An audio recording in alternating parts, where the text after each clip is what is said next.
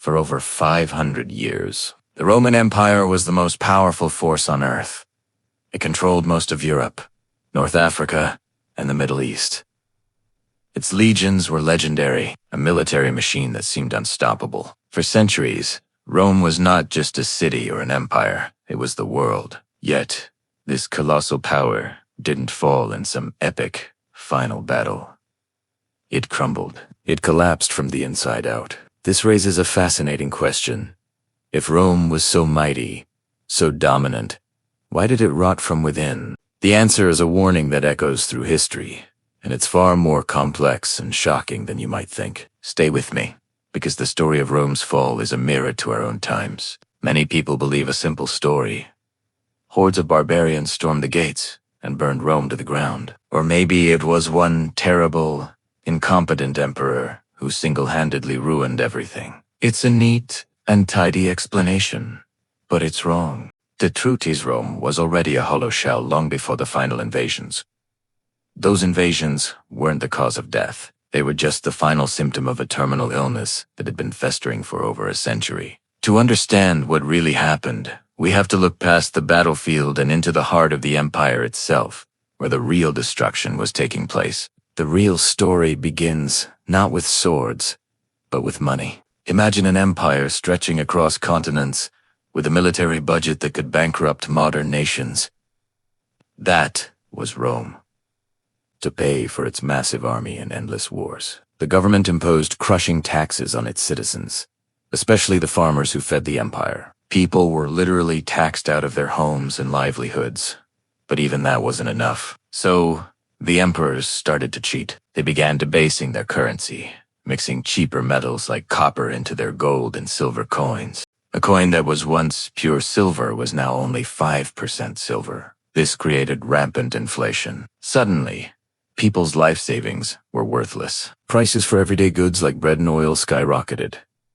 Trust in the economy evaporated. Farmers abandoned their land because they couldn't afford the taxes or make a profit. With farms failing and money becoming worthless, the intricate trade routes that were the lifeblood of the empire began to break down.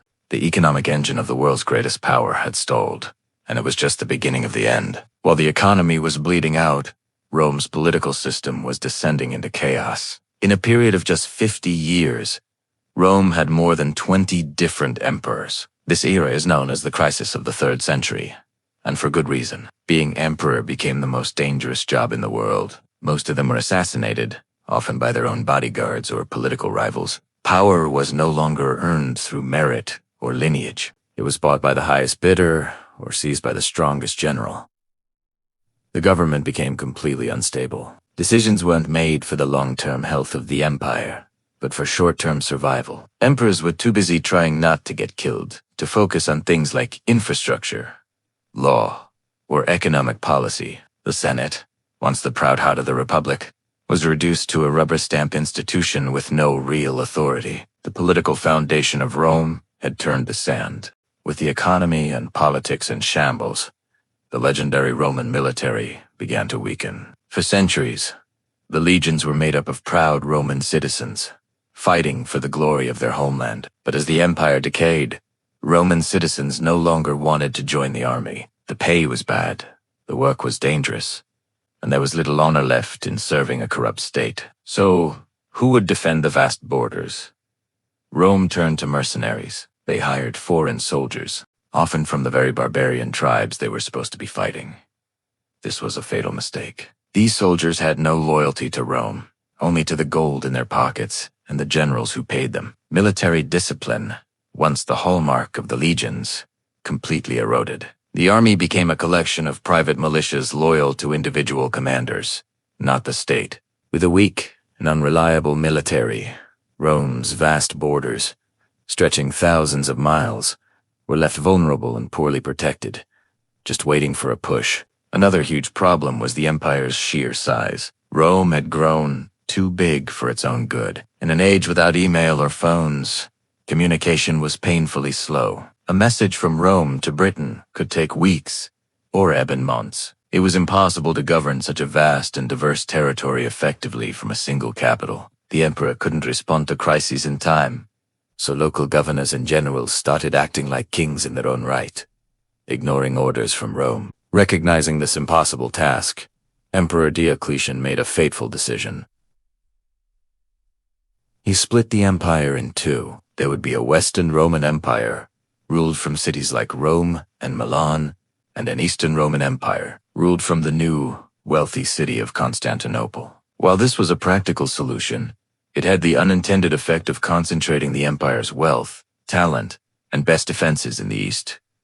The Western Roman Empire was left poorer, less populated, and far more exposed. Beneath all this political and economic turmoil, Roman society itself was decaying. The gap between the super-rich elite and the impoverished masses grew into an unbridgeable chasm, while a tiny percentage of the population lived in unimaginable luxury, throwing lavish parties and building opulent villas.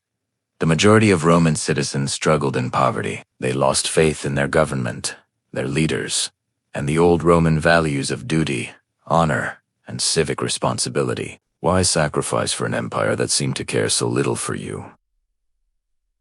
People became apathetic. Instead of participating in public life, they sought distraction in brutal gladiator games and chariot recista.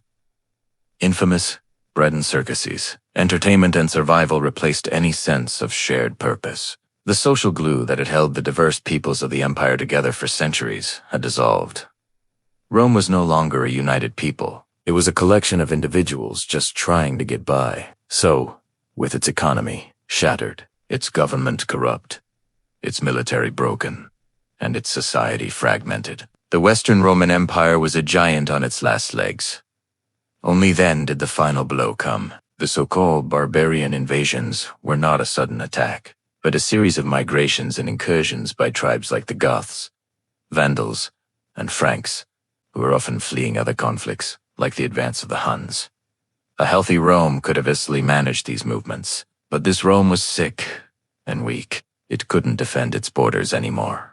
The invaders didn't face a mighty empire. They walked into a power vacuum. City by city, province by province, the West fell apart. Finally, in the year 476, a Germanic chieftain named Odoacer deposed the last Western Roman emperor.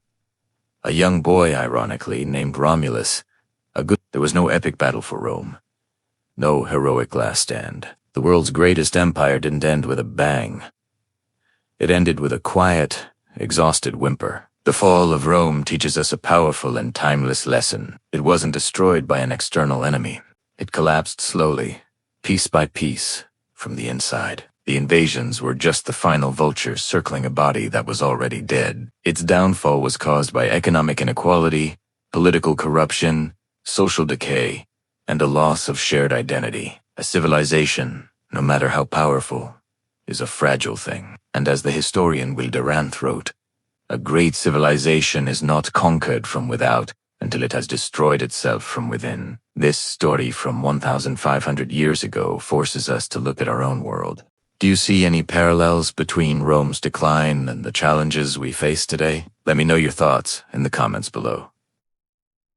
It's a conversation worth having. Thanks for watching, and if you found this interesting, consider subscribing for more journeys into history.